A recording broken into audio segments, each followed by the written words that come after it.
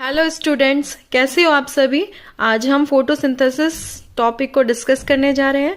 यहाँ पर आपके सामने एक इक्वेशन रिटन है जो कि फोटोसिंथेसिस की ही रिएक्शन है। हम जानते हैं कि हमें CO2 एटमॉस्फेयर से मिल जाती है और वाटर को प्लांट जो है मिट्टी से एब्जॉर्ब कर लेते हैं, ठीक है। And this is the sunlight. In the presence of sunlight and chlorophyll ये पूरी की पूरा कन्वर्जन हो जाता है किसमें, glucose, oxygen and water. This is the by product of the photosynthesis reaction. Exactly ये पूरी की पूरी क्या है, हमारी फोटोसिंथेसिस रिएक्शन है। आप लोगों को याद होना चाहिए इसमें क्या क्या इंग्रेडिएंट्स है, लेकिन ये एग्जैक्टली फोटोसिंथेसिस हो क्या कैसे रहा है ये इसको हम थोड़ा सा समझ लेंगे। तो as you can see here, यहाँ पर तुम्हें सन दिखाई दे रहा है ना। This sun radiates light energy and this light energy absorbed by the plant leaves. As you can see, this is the leaf and it can absorb sunlight. So we can say absorption of the sunlight का absorption photosynthesis में पहला step है। और absorption कौन कर रहा है इसके अंदर एक पिगमेंट मिलता है जिसका नाम है क्लोरोफिल। तो we can say absorption of sunlight energy by chlorophyll।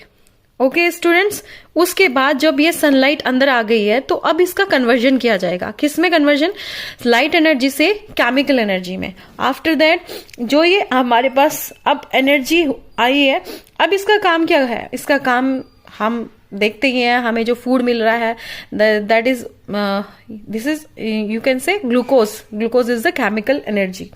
And बच्चों जो अब यहाँ पर एक और स्टेप बाकी है कि जो पानी, यू कैन सी हियर, जो प्लांट्स हैं वो पानी रूट से लेता है ना, रूट से पानी ऊपर जा रहा है। This is the xylem tissue, अंदर की तरफ होता है स्टेम में, ठीक है। और ये फाइनली कहां पर पहुंच जाएगा, आपके लीफ के पास। लीफ के पास क्या क्यों जा रहा है, क्योंकि जो स्प्लिटिंग है वाटर की स्प्लिटिंग भी यहीं पर होगी, ठीक है। वाटर की स्प्लिटिंग लीफ के अंदर होगी।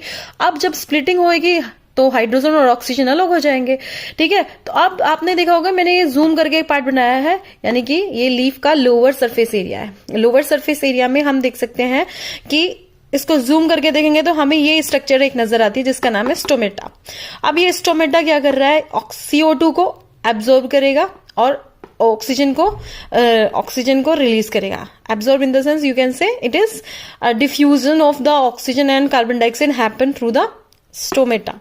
This is the stomatal pore. These are the guard cell, as you know very well, and these are the chlorophyll. ये छोटे छोटे से structure and these are the nucleus. Okay बच्चों, and after that यहाँ पर आपको दो फंक्शन इसके समझ में आते हैं। किसके लिए, स्टोमेटा पोर के मैंने यहीं पर ही मेंशन कर दिए हैं कि फर्स्ट फंक्शन इसका है क्या, ट्रांसपीरेशन। ट्रांसपीरेशन कैसे हो रहा है, when the photosynthesis happened, transpiration is happened. When the photosynthesis not happened, transpiration also not happened. ऐसे क्यों हो रहा है, because of this stomatal pore। अगर ये stomatal